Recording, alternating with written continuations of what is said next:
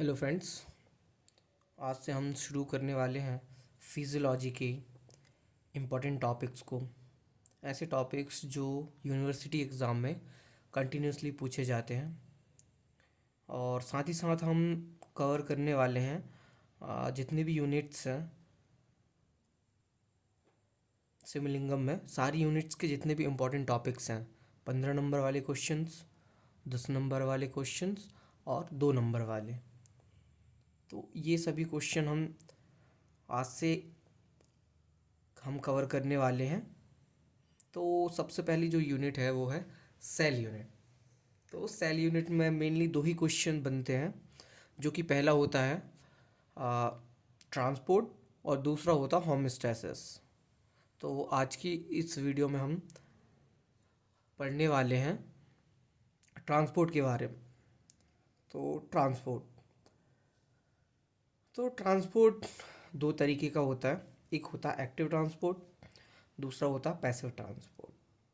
तो active transport क्या है? Active transport, in this type of transport energy will require for transport of substances। मतलब जो active transport है इस पे हमें ऊर्जा की आवश्यकता होती है सब्सटेंस को ट्रांसपोर्ट कराने में, एक जगह से दूसरी जगह ले जाने में। दिस टाइप ऑफ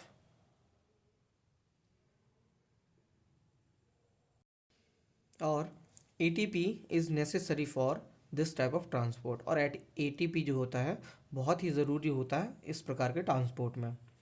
इसका एग्जाम्पल है, it is also called up hill movement. Up hill movement का मतलब होता है पहाड़ चढ़ना। जब हम कोई भी पहाड़ चढ़ते हैं तो हमें ऊर्जा की आवश्यकता होती है। हम बिना ऊर्जा के किसी भी पहाड़ को या फिर ऊंची जगह पर नहीं चढ़ सकते।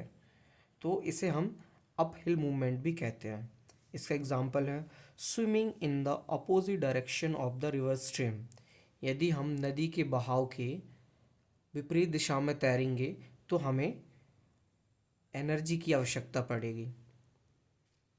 तो इस प्रकार का जो ट्रांसपोर्ट होता है उसे हम एक्टिव ट्रांसपोर्ट कहते हैं। जो एक्टिव ट्रांसपोर्ट होता है वो दो तरीक़े का होता है मेनली। सबसे पहला होता है एक एक्टिव ट्रांसपोर्ट और दूसरा होता है सेकेंडरी एक्टिव ट्रांसपोर्ट। तो सबसे पहले हम देखने वाले हैं प्राइमरी एक्टिव ट्रांसपोर्ट। तो प्राइमरी एक्टिव ट्रांसपोर्ट में in the primary active transport the energy break down are use in the form of ATP. जो प्राइमरी एक्टिव ट्रांसपोर्ट होता है इस पे जो एनर्जी होती है उसका ब्रेक डाउन होता है इन the form of ATP, adenosine triphosphate, by the method of sodium potassium and other substances passes or transport across the cell membrane। तो इस पे क्या होता है, by the method of sodium potassium pump. जो sodium और पोटेशियम एंड अदर सब्सटेंस होते हैं वो पास होते हैं या ट्रांसपोर्ट होते हैं हमारे अक्रॉस द सेल मेम्ब्रेन के, हमारे प्राइमरी एक्टिव ट्रांसपोर्ट में। अब हम बात करें mechanism of sodium potassium pump.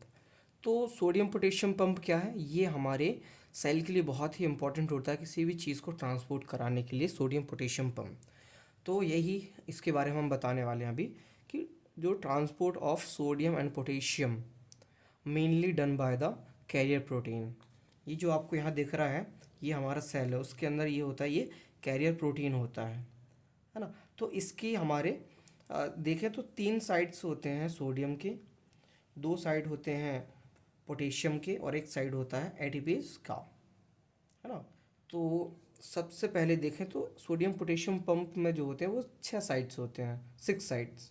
3 sides for sodium ion, जो कि they are present in the inner part of the cytoplasm with 3 receptors. ये हमारे इनर सरफेस में प्रेजेंट होता है विथ 3 रिसेप्टर्स। और 2 sides for potassium ions, they are present in the outside of the cell membrane with 2 receptors, जो कि यहाँ हमारे outside of the cell membrane में present होता है 2 sides। ठीक है।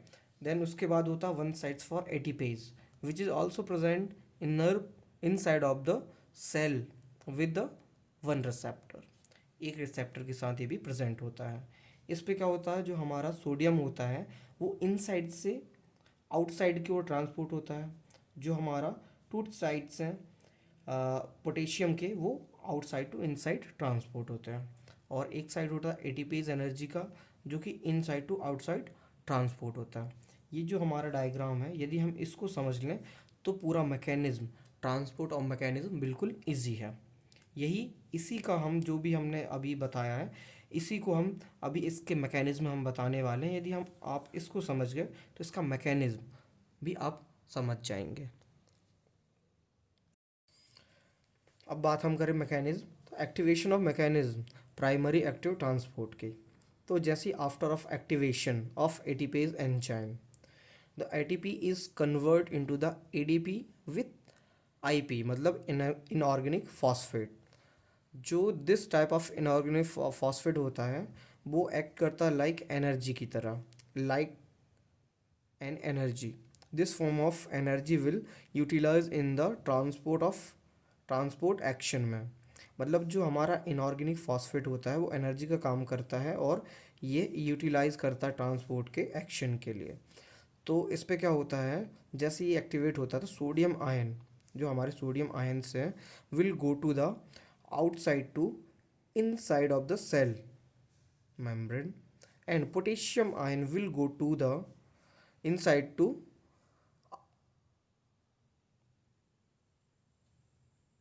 समझिए। जैसे ही हमारा प्राइमरी एक्टिव ट्रांसपोर्ट एक्टिवेट होता है तो जो हमारा एटीपी होता है वो कन्वर्ट हो जाता है एडीपी पे और प्लस इनऑर्गेनिक फॉस्फेट पे, है ना।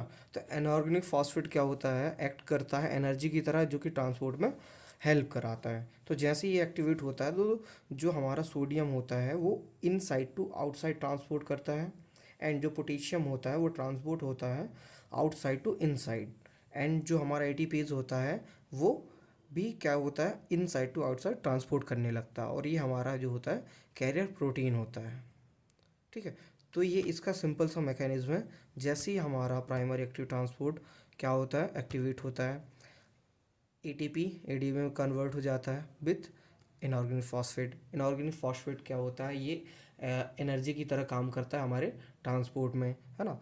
तो जिससे क्या होता है, हमारा जो सोडियम आयन होते हैं वो इनसाइड टू आउटसाइड ट्रांसपोर्ट करने लगते हैं, और साथ ही साथ जो पोटेशियम होते हैं वो आउटसाइड टू इनसाइड ट्रांसपोर्ट करते हैं सेल मेम्ब्रेन में। और जो एटीपीज होता है एनर्जी, है ना, वो क्या करती है, इनसाइड टू आउटसाइड ट्रांसपोर्ट होने लगती है।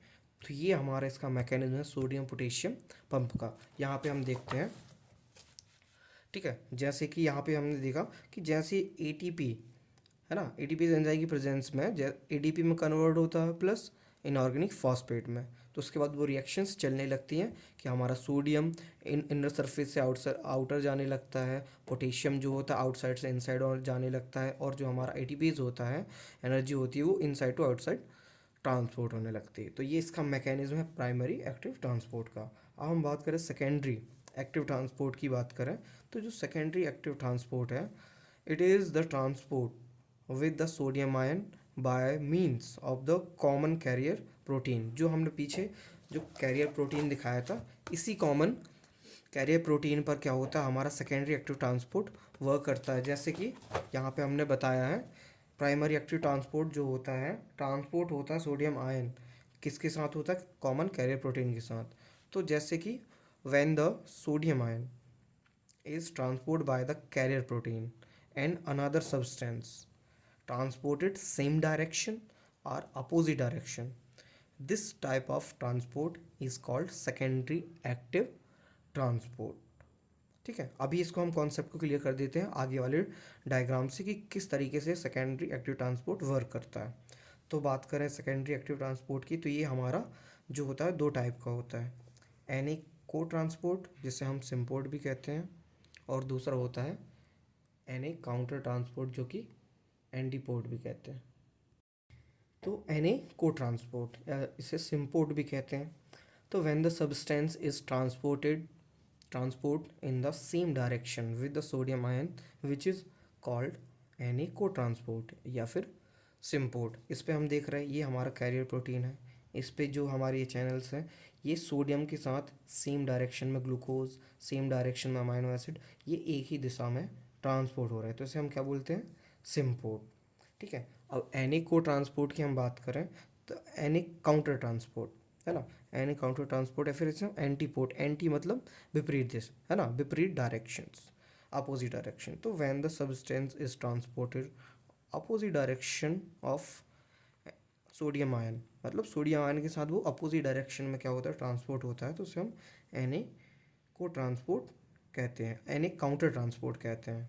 ठीक है, या फिर एंटीपोर्ट कहते हैं। यहाँ पे देखें तो सोडियम क्या हो रहा है, बाहर जा रहा है, हाइड्रोजन बाहर आ रहा है। इस पे क्या हो रहा है, सोडियम अंदर जा रहा है और ये कैल्शियम जो है बाहर आ रहा है, तो ये हमारा एन काउंटर ट्रांसपोर्ट है।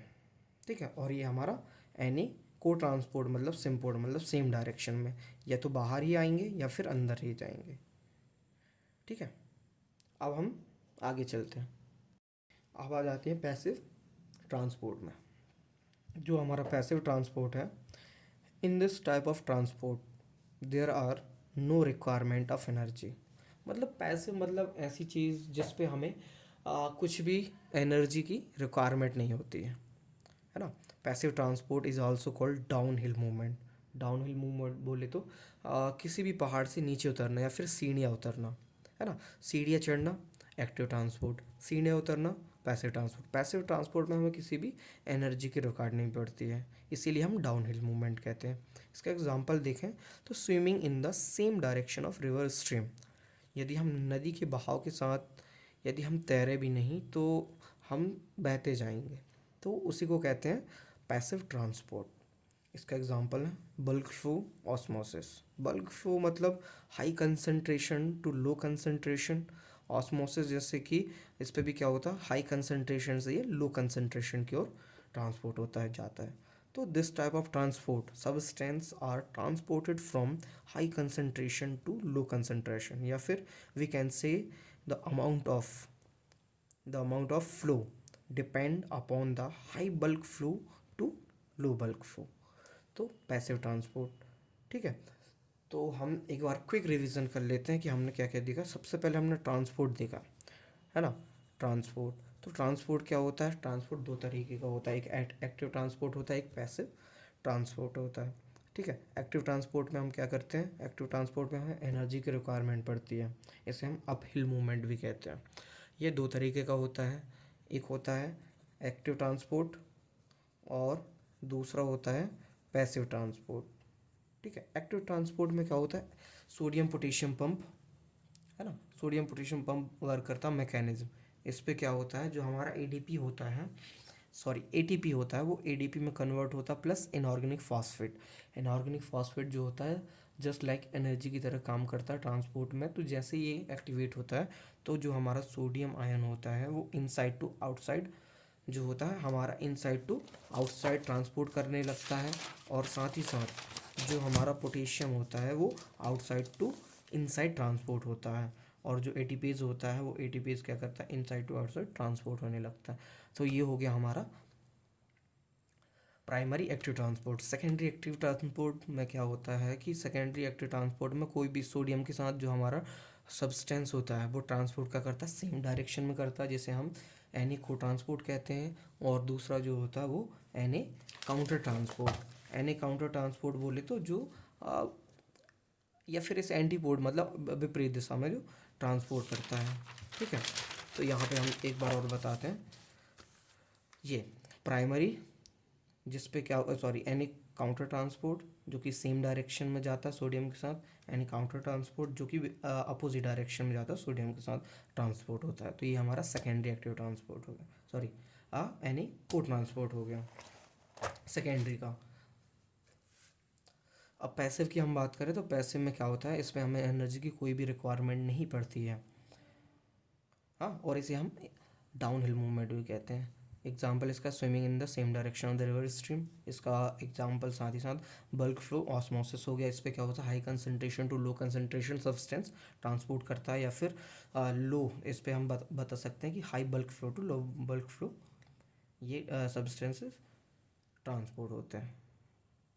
तो दैट्स ऑल अबाउट ट्रांसपोर्ट। यदि आपको ये वीडियो पसंद आई हो तो ज़्यादा से ज़्यादा लाइक, कमेंट और शेयर करें, और चैनल को सब्सक्राइब ज़रूर करें। Thank you.